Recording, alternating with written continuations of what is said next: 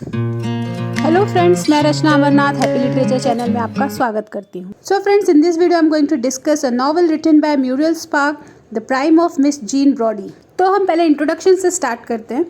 The prime of Miss Jean Brodie is written by Muriel Spark. Muriel Spark एक Scottish novelist थी, short story writer, poet और essays थी, और ये अपने इस वर्क के लिए बहुत ज़्यादा फेमस हुई थी। And this novel was published in 1961 and adapted for stage in 1966. So what this novel is about? तो ये नॉवल एक टीचर के बारे में, एक स्कूल टीचर के बारे में, जिसका नाम है मिस जीन ब्रॉडी। ये बाकी टीचर्स से अलग रहती है। इसका जो मेथड ऑफ टीचिंग है वो बाकी लोगों से अलग है, ट्रेडिशनल वे से अलग है। और ये जिस स्कूल में पढ़ाती थी, जिस क्लास में पढ़ाती थी, वहाँ पे इसने 6 स्टूडेंट्स को, मतलब 6 गर्ल्स को सिलेक्ट किया था जो इसके हिसाब से बेस्ट हैं, और उस पूरे गर्ल्स के ग्रुप को ब्रॉडी सेट के नाम से जाना जाता था। So novel tells the story of the charismatic Scottish school teacher Miss Jean Brodie and her influence on the lives of 6 impressionable students at the Marcia Blaine School for Girls in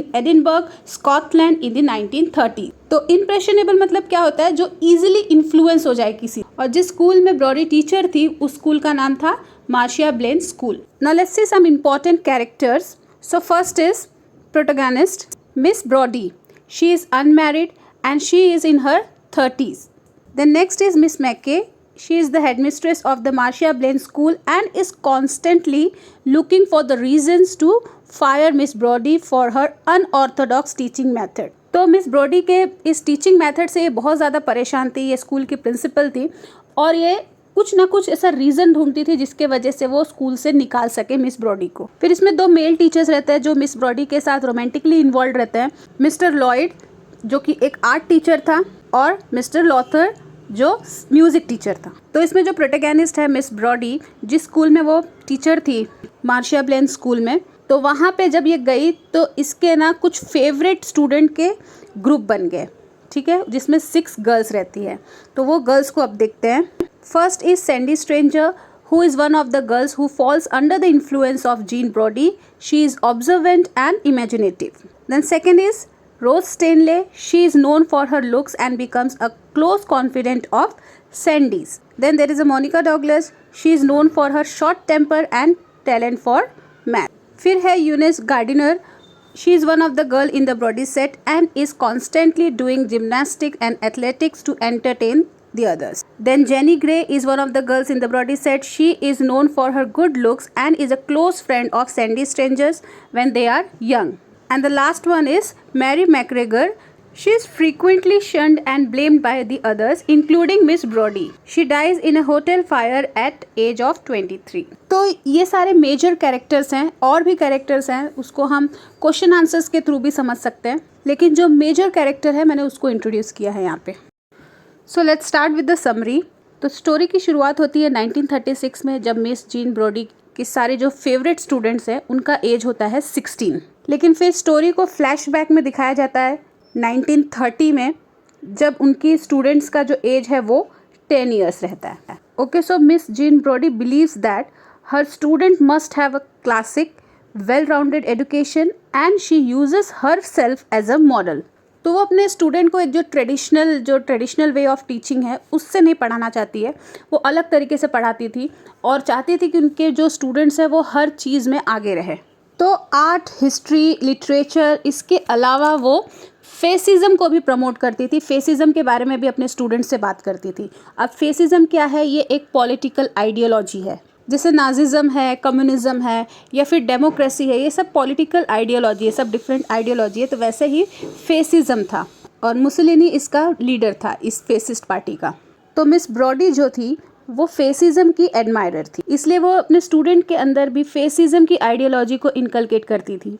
तो क्योंकि ये बहुत bold थी, थोड़ा सा formal teaching में believe नहीं करती थी, तो ये कभी कभी स्टूडेंट से अपने पर्सनल लाइफ को भी शेयर करती थी, अपने पर्सनल एक्सपीरियंस को, अपने लव लाइफ को भी ये शेयर करती थी। तो जब मिस ब्रॉडी अपने क्लास में थोड़ा टाइम स्पेंड करती है, स्टूडेंट को जानने लग जाती है, तो इसका एक ग्रुप बन जाता है स्टूडेंट का, 6 गर्ल्स का ग्रुप बनता है, जिसे सभी लोग ब्रॉडी सेट के नाम से जानते हैं। तो ये जो 6 गर्ल्स का ग्रुप था उसमें थी Sandy, Rose, Mary, Jenny, Monica and Eunice. So these girls form a strong relationship with Miss Jean Brodie. फिर मिस ब्रॉडी का स्कूल में अफेयर भी शुरू हो जाता है। 2 टीचर्स रहते हैं, 2 मेल टीचर्स, एक म्यूजिक टीचर गॉर्डन लॉथर और एक आर्ट टीचर टेडी लॉयड। अब ये दोनों ही टीचर्स मिस ब्रॉडी में इंटरेस्टेड थे, लेकिन मिस ब्रॉडी जो है वो टेडी लॉयड में इंटरेस्टेड थी। लेकिन जब उसे पता चलता है कि वो मैरिड है और उसके 6 बच्चे भी हैं, तो वो अपना ब्रेकअप कर लेती है उसके साथ। फिर कुछ दिनों के लिए इसका अफेयर मिस्टर लॉथर के साथ चलता है। ज़्यादा टाइम तक नहीं रहता, कुछ दिनों के लिए रहता है। और मिस्टर लॉयड के साथ ब्रेकअप होने के बाद भी मिस ब्रॉडी अभी भी मिस्टर लॉयड के पीछे पड़ी रहती थी। मतलब पीछे इन द सेंस कि उसके एक्टिविटी में उसको ज़्यादा इंटरेस्ट रहता था। तो इसलिए वो अपनी एक स्टूडेंट को अपने कॉन्फिडेंस में लेती है। उसकी स्टूडेंट का नाम होता है सैंडी और ये ब्रॉडी सेट में से एक रहती है।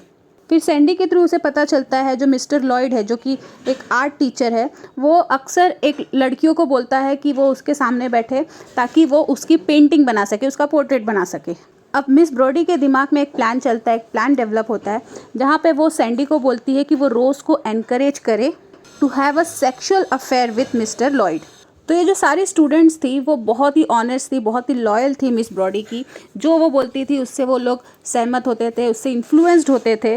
लेकिन अब स्टोरी में एक क्लाइमेक्स आता है जब सैंडी जो है मिस ब्रॉडी को धोखा देती है। हालांकि इसके बारे में मिस ब्रॉडी को पता नहीं चलता, लास्ट में पता चलता है। तो जो मिस ब्रॉडी का और सैंडी का प्लान था कि रोज़ को एनकरेज करेंगे मिस्टर लॉयड के साथ एक सेक्सुअल अफेयर के लिए, तो इसी बीच मिस ब्रॉडी को कहीं ट्रेवल करना होता है, वो चली जाती है और सैंडी का मिस्टर लॉयड के साथ में अफेयर हो जाता है। जो सैंडी और मिस ब्रॉडी रोज़ के साथ प्लान करना चाहते थे, वो सैंडी खुद प्लान कर ली मिस्टर लॉयड के साथ।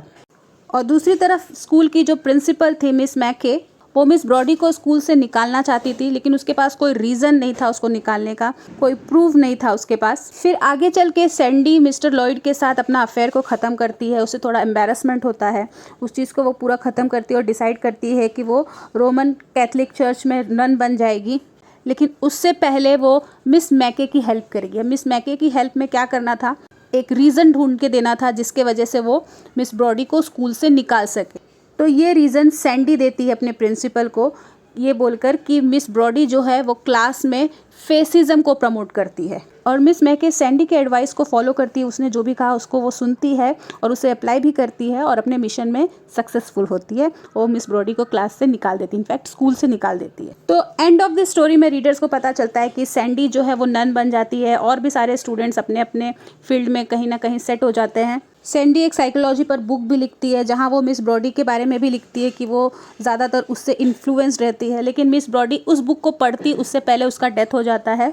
लेकिन मरने से पहले मिस ब्रॉडी को सैंडी के बारे में सब कुछ पता चल जाता है कि मिस मैके को सैंडी ने ही इंस्टिगेट किया। उसी ने बताया कि वो क्लास में फेसिज्म को प्रमोट करती है। ये सारी बात सैंडी ने ही बताया। तो उसके धोखे के बारे में मिस ब्रॉडी को मरने से पहले पता चल जाता है। तो फ्रेंड्स, समरी को एकदम ही शॉर्ट में रखा है मैंने, ताकि आपको जल्द से जल्द स्टोरी समझ में आ जाए। अब इसके थीम्स को हम डिस्कस करते हैं। तो इस नावल का जो सबसे इम्पॉर्टेंट थीम है वो है बिट्रेयल, धोखा।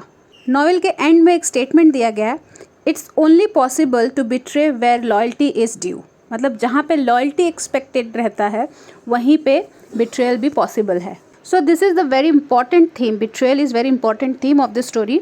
Miss Broddy goes to different Protestant denominations every Sunday, but was not in any doubt that God was on her side, whatever her course. Her course means whatever is her path. And so she experienced no difficulty or sense of hypocrisy in worship when she did not abide by the accepted rules of the church. She is driven by an excessive lack of guilt and thinks Catholicism is mere superstitions. However, biblical betrayal and sectarian differences are secondary. तो miss Brody जो भी करती थी, जो भी इसका experience था, जो भी इसके थॉट्स थे, उससे उसको ये कहीं नहीं लगता था, कहीं भी गिल्ट नहीं लगता था कि मैं कुछ गलत कर रही हूँ या फिर भगवान उसके साथ नहीं है। फिर स्कूल में भी वो लोगों को इन्फ्लुएंस करने लगी, अपने थॉट्स को दूसरों के ऊपर थोपने लगी। उसे पता था कि स्कूल की प्रिंसिपल उसे पसंद नहीं करती, उसे निकालना चाहती थी। फिर भी वो अपने एटीट्यूड को कहीं से भी चेंज करना नहीं चाहती थी। इनफैक्ट उसने अपना एक ब्रॉडी सेट बनाया, 6 गर्ल का सेट बनाया, ताकि वो लोग इसकी साइड ले सके। ज़बरदस्ती अपनी आइडियाज़ को उनके दिमाग में भरती थी। तो जब रीडर्स ये नॉवेल को पढ़ते हैं तभी वो समझ जाते हैं कि एंड में ऐसा कुछ ना कुछ ज़रूर होगा कि कोई इसे धोखा ज़रूर देगा। और जो इसके 6 कॉन्फिडेंट थे उसमें से ही कोई होगा। तो ऐसा नहीं है कि सिर्फ मिस ब्रॉडी के साथ ही धोखा हुआ, बिट्रेयल हुआ। इनफैक्ट मिस ब्रॉडी अपने स्टूडेंट के साथ धोखा कर रही थी। जो 6 स्टूडेंट्स थे, जो इसके 6 कॉन्फिडेंट थे, उनके साथ कर रही थी, क्योंकि उनके दिमाग में वो चीज़ भरती थी जो इसे सही लगता था। तो ज़रूरी नहीं है कि वो चीज़ सही हो। Then another important theme is politics. Politics भी इसका एक इम्पॉर्टेंट थीम है। Miss Brodie is from the start of the novel understood to be a great admirer of fascism. She has pictures of Mussolini, the Italian fascist dictator, in her classroom and talks about him in only highly positive terms to her students. तो Mussolini जो Italian dictator था उसके बारे में ये अपने class में बताती थी और अपने स्टूडेंट के सामने इसको एक हीरो टाइप फिगर के जैसे प्रेजेंट करती थी। Her beliefs are unique among the teachers at the school who thinks that she is wrong to praise a dictator, especially in front of young, impressionable student. मतलब जिसको हम easily influence कर पाए ऐसे स्टूडेंट के सामने डिक्टेटर को press कर रही थी। This conflict between Brody and other staff members and some parents is one of the most important conflict in the novel overall. Then third theme is sexual maturation, sexuality. The novel follows a group of female students through their adolescence and first sexual encounters, occasionally flashing forward to their adult lives. अब देखते हैं कि इस title का क्या मतलब है, the prime of Miss Jean Brodie. अगर आप इस नॉवेल को पढ़ेंगे तो आप देखेंगे कि मिस जीन ब्रॉडी जो है हर जगह ये मेंशन की है कि वो अपने एकदम प्राइम स्टेज पे है। तो यहाँ पे प्राइम का क्या मतलब है, मतलब मिस ब्रॉडी अपने उस एज के स्टेज पे है जहाँ पर वो बहुत ज़्यादा एनर्जेटिक है, ब्यूटीफुल है, यंग है, वो जो चाहे वो अचीव कर सकती है, वो एडल्ट है। तो फ्रेंड्स इस वीडियो में बस इतना ही। इस वीडियो का एक और पार्ट आएगा जिसमें सारे इंपॉर्टेंट क्वेश्चन आंसर्स को मैं एक्सप्लेन करूंगी। तो अगर आपको ये वीडियो अच्छा लगा है तो प्लीज़ इसे लाइक कर दीजिए, चैनल को भी सब्सक्राइब कर लीजिए ताकि आपको अपडेट्स मिलते रहे।